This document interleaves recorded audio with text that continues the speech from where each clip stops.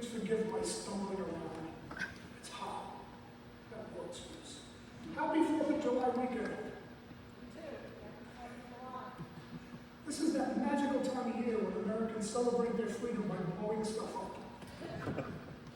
We celebrate the Declaration of Independence, a document that essentially says, nobody tells me what to do, and then we spend the rest of our lives doing what someone else tells us to do.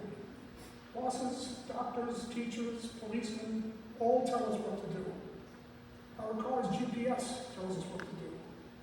My wife's phone generates a noise, and it commands her to stand up and move around, and she does. Today's lessons are all about freedom, but not the kind that comes with barbecued hot dogs or fireworks. In Genesis, one of Abraham's servants travels back to Abe's hometown, seeking a wife for his son Isaac. It's like a biblical reality show, The Bachelor of Mesopotamia. His servant finds Rebecca, a young woman of marriageable age, which in biblical terms means she was a teenager. She was on her way to water the camels. Alongside digital influencer and TikTok streamer, camel waterer is on every teenage girl's list of dream jobs. I can't win today. Abe's servant gets down on one knee and delivers his spiel. Hello, I'm searching for a wife for my rich boss's son. Are you willing to leave your family and move to a place you've never been and marry a guy you've never met? And Rebecca immediately says, okay, and accepts the rose. That's either an incredible leap of faith or a cry of, get me out of this one camel town. I like to think that the conversation between teenage Rebecca and her mom went something like this. Rebecca, where are you going? Gonna go hang out with a dude. What's his name? I don't know. When will you be back? I don't know. Does he own cattle? What is this fixation with camels? Rebecca's freedom is not freedom from commitment. It's a freedom to make commitments. She chooses trust and courage. She chooses to step into an unknown future. Like Rebecca, Paul is also free, but understands that he's not as free as he may have thought. Paul says, I do what I want. I do not do what I want, but I do the very thing I hate. Paul sounds like someone standing in front of the fridge at midnight with a fork in his hand. I will not eat that last piece of cheesecake.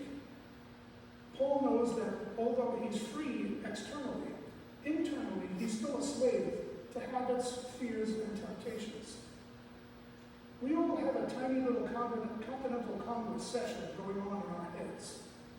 One side of the aisle says exercise. The other side says take a nap. One side says be patient. The other side says go ahead and open that email attachment. One side says love your neighbor. The other side says have you met my neighbor? Then Jesus comes along and tells us that people are like children sitting in the marketplace. We played the flute for you and you did not dance. We wailed and you did not mourn. It seems like you can't please anyone. John the Baptist comes fasting and people said he hasn't eaten. Jesus came eating and drinking and people called him a glutton and a drunkard. John doesn't eat enough, Jesus eats too much.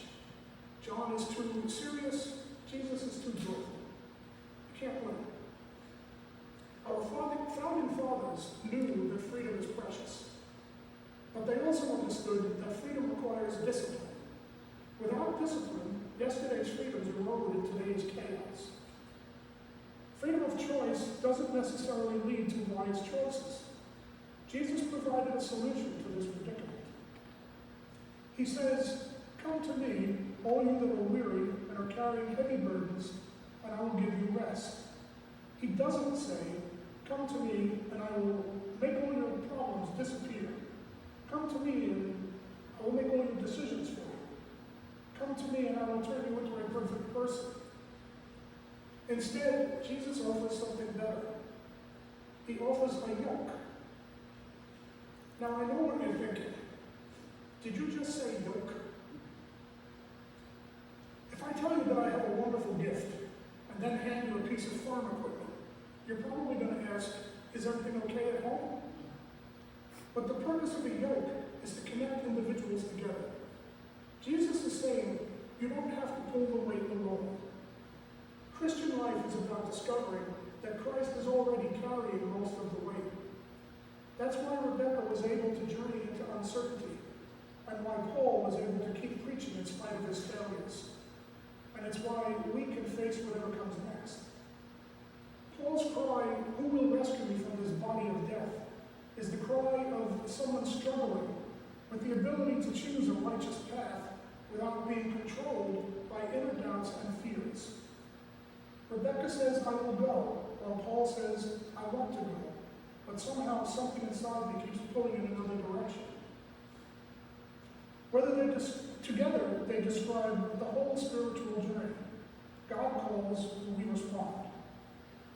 Through all of our hesitations, confusions, and mixed motives, God continues calling people into a freer life.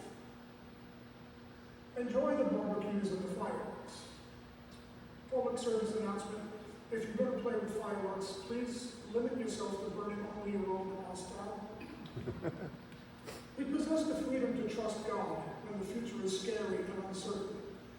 The freedom to keep on trying after we fail, and to laugh at ourselves along the way, much like I'm doing this morning.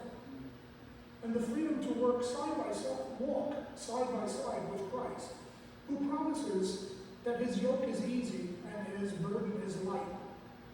If Paul is correct, and like my wife, he always is,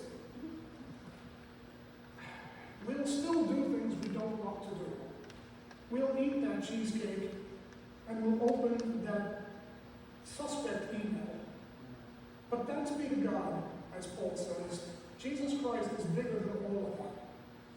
And that's something worth celebrating.